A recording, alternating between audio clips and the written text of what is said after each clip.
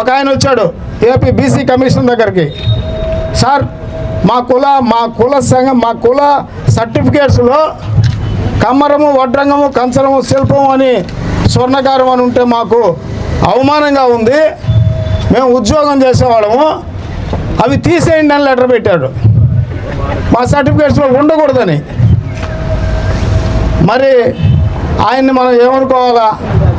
ఈ రాష్ట్రంలో పెద్ద సంఘం పెట్టి ఆ సంఘానికి పెద్ద నాయకుడిగా తిరిగి ఆయన పేరుతో పర్లేదులే,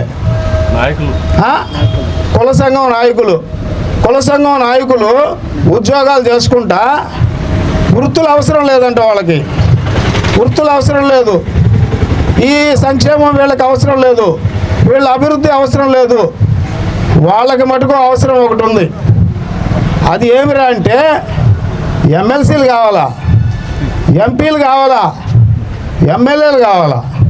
ఎందుకయ్యా అంటే పాపం వాళ్ళు ఆర్థిక ఇబ్బందుల్లో ఉన్నారు.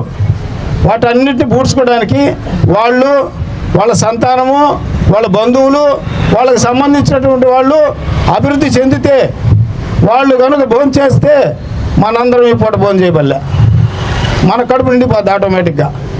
అటువంటి రాజకీయ పదవుల కోసము ముసుగులు వేసుకొని ఈ రాష్ట్రంలో గత 10 సంవత్సరాల నుంచి కుల సంఘాల పేరుతో కొన్ని సంఘాలు, అన్ని సంఘాలు కాదు, కొన్ని సంఘాలు మోసానికి దిగినాయి. ఆ విషయాన్ని మీరు అందరూ కూడా గమనించాలి.